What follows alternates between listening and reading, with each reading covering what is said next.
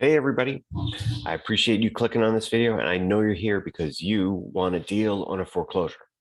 I've got some good news and some bad news on that front, but if you want an overview of foreclosures, this is a great place to start. So I'd like to tell you that I have lots more information. So if you are still interested in purchasing foreclosures, make sure you reach out to me. There's a lot to go over. I'm really just trying to keep these overviews to like 5 minutes, and this is a really complicated process. It's changed a lot. And at the end of the day, again, it's just an overview. So if you need more info, let me know. So most people, most of the buyers that I talk to, and even a lot of the investors, they're still convinced that foreclosures happen the way they did, you know, a long time ago. So back when I started, which was a long time ago. And in the old days, the banks would post notices in the paper, which they still have to do. It's required by law. And then they would do an auction out on the street, and whoever showed up could get a deal. And it was very difficult to get to properties this way. It sort of limited what you could do geographically. And because of that, only a few people showed up. And, the banks had certain processes in place so that they could sell them as many times as they wanted and build lists and do the whole thing. But at the end of the day, it was a fairly profitable enterprise if you were uh, pretty good at figuring out what these properties were worth. And even if they weren't sold out on the street, if it was a local bank, a lot of times you could walk into the local bank and find the people who were dealing with distressed property at the bank and talk to them and tell them your story and maybe get a deal. So the problem with all of that is because there was sort of this inelegant system to do it, there were lots of opportunities for bank and mortgage fraud. And although it didn't happen with every foreclosure, it happened with enough of them where the banks were very eager to do something else. So they have. On top of that, it's their responsibility to do something else.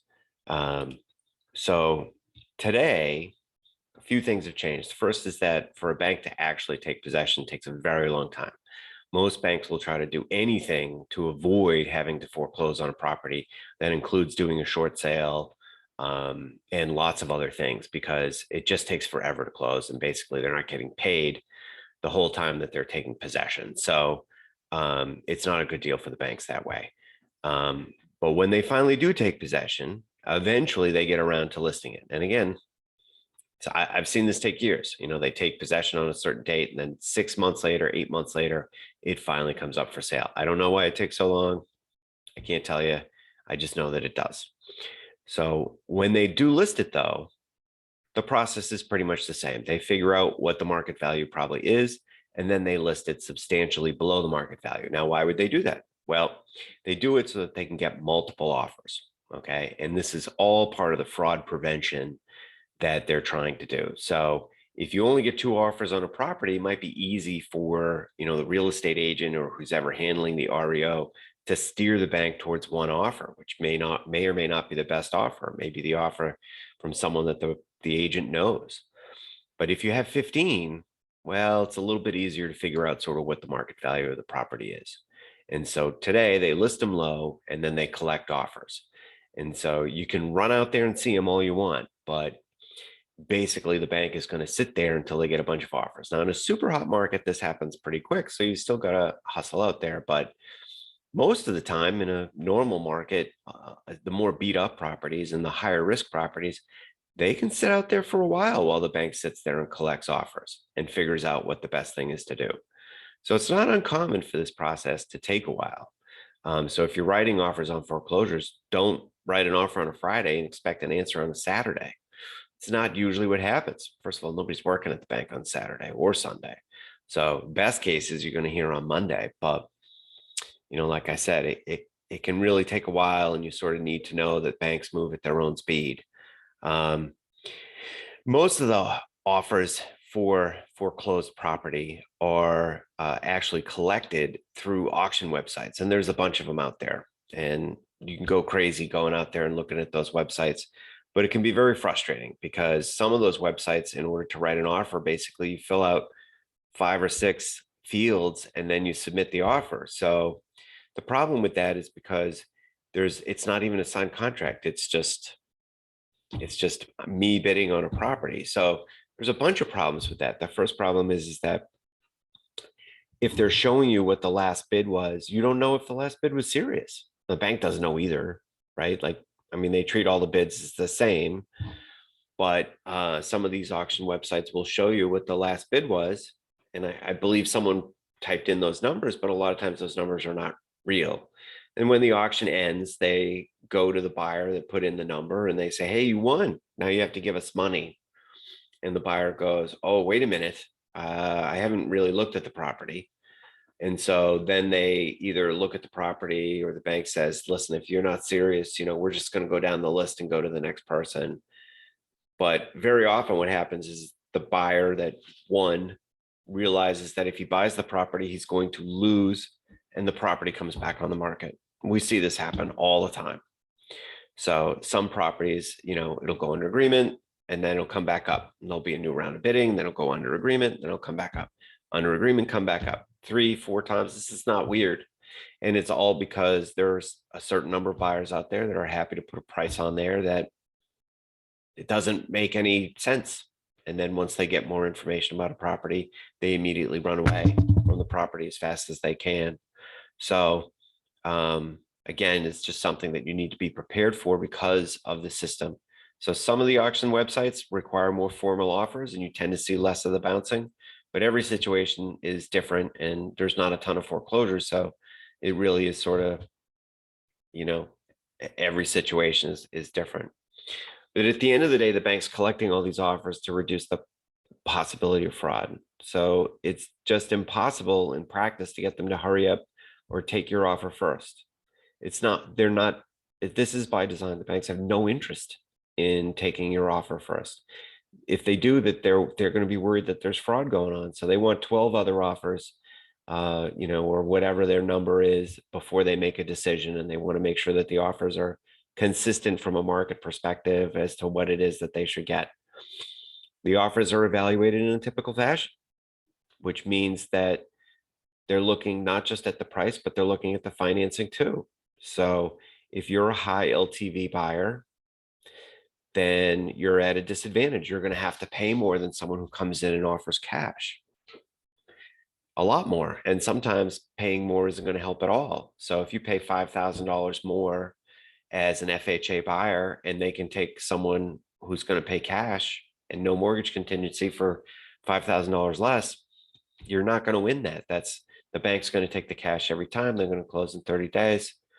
It's what they're going to do. So, and on top of that, a lot of foreclosures, especially the ones that are a good deal, can't be purchased with high LTV loans. You can't, if it needs a new roof immediately and the roof is already leaking and you try to buy a foreclosure with an FHA loan, I have to tell you, it's not going to happen. The bank is aware it's not going to happen, and they're not going to choose your offer because they know that your financing isn't going to get past the appraiser when it comes time to perform. And they're going to have to put the house back on the market, which they don't want to do. So they tend to favor offers where the financing is more secure, even if the price is a bit lower. So they're very rational about this. Again, once all those offers go in, I'm pretty sure they don't even look at the names. They don't care. They're just looking at the numbers, and that's how they make decisions. So foreclosures and value, no matter all the time I've been doing this, it's a persistent urban myth that foreclosures are good values and easy ways to make money in real estate. I'm sorry, it's not true. It's not true. So it's especially not true because banks are not here to give you a discount. I mean, I think we all know at this point in time, banks are very good at looking out for themselves. When they own a piece of property, they are no different. Now, they don't want to do any work on the property. So if it's cosmetically challenged or it has physical flaws and things that need to be fixed, things that increase the risk profile of the property, well, then it tends to sell for what looks like a lower price, right? Relative to what other similar kinds of properties sell for. But that's how it works when the property needs updating or needs to be fixed. The price goes down. So I have in here a simple, valuation metric formula for how you can figure out the price of the property. Okay. The current value of the property is the maximum intrinsic value. So if everything was perfect, okay, for that house and that location, it has a maximum value, okay, minus the risk, right? So let's take it easy. It's a perfect house, perfect lot, and it's worth 500. That's its max intrinsic value. And it has a failed septic system, which is going to cost $35,000 to fix. Well, it's probably going to take $60,000 off the price, right? Because people don't do dollar for risk. They usually want $1.50 or $2 for every dollar of risk that they take on.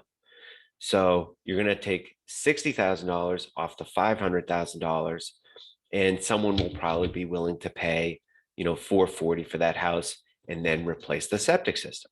So again, this is a situation where if you have an FHA loan, can you offer $460 and buy the house? You cannot. Failed septic system means you'll never get past FHA, right? So if you have the cash to buy the house at $440, but no money to put a septic system in, will a bank let you buy the property? Sure, but then you're going to be in a world of hurt. You're not going to be able to live there. It's got a failed septic system. The town's not going to let you live there. You're going to have to replace that system. You're going to have to figure out where to get the money from. Maybe you can still borrow it from the house. I guess if you paid cash, you could probably do that. But the bottom line is a lot of these properties need things fixed, and they need them fixed immediately. And you need to have the cash on hand to do that. And you need to know that you're going to have an opportunity to estimate what it's going to cost. But the bank's not going to let you, go out there and do a septic design to figure out how much the septic system is going to cost. You're going to have to guess. And if it's a $60,000 septic system, your profit is gone. I mean, that's just how it works. Sophisticated investors understand this, okay, that they're going to take a chance and hope that the numbers come out where they should in order so that they can make money. But a lot of times, inexperienced buyers are not aware of how much risk is embedded in a property, and they need to be very, very careful in assessing what kind of discount they need in order to take on that risk. Okay, you should never be taking on a foreclosure of all things for even money, which is to say it needs $20,000 and you're only going to ask $20,000 off. That's crazy. You're going to do all that work and end up right back where you started. It doesn't make any sense. So, understanding how much risk is in these properties is really, really important. Is there a buried oil tank somewhere? Is there mold in the property, which often requires extensive repairs in order to get the mold out? It can be fixed. Anything can be fixed, but sometimes it's very, very expensive. So, far more expensive. So you've got to take those high risk elements and make sure that you've got a pretty good feel for whether or not, they're going to come into play. And if they do, run away, because once you buy it, it's yours and there's no givesies backsies. Okay. The bank is going to make you sign multiple documents that say they don't know anything about the property. If something bad happens on the property, once you own it, it's your problem. Okay. They don't want this. The whole process is designed to get them off the hook and make sure that you can't sue them. And you need to be aware of that. And that means that you need to pay a price that takes into account the fact that you're taking on all this risk. So, again, here's the good news. Okay. You don't need a foreclosure to make money in real estate. If what you want to do is find a distressed property and fix it up, there are tons of them typically out there. And you can do the same math that you would do with a foreclosure, except they're easier to buy. Estate sales often are sold through the traditional process through MLS. They're a great way to find properties that need work, but ultimately are sound houses without the risk that, foreclosures take on. Okay. Without the cash needed right up front. A lot of times you can live in a dated house for a while and then fix it up as you go. So focusing just on foreclosures and assuming that there's deeper value there, I think is not a good way to find a house, especially if you're on a budget.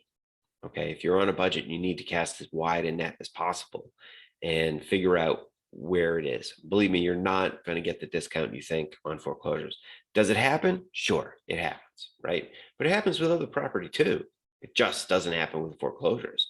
Every once in a while, nobody can see the diamond in the rough. Okay. And that house sells far below where it should, that it's a good value. I mean, it happens, but it doesn't just happen with foreclosures, and you don't need to limit yourself to foreclosures in order to build equity and in order to be successful investing in real estate. So I hope that sort of clears up the process from how it used to work to how it works now. And hopefully you've identified whether or not this is something that you want to do. So not a ton of foreclosures right now, but that will change. And when they come back on the market, I'm sure this video will get a lot more looks. All right, folks, until next time, see you.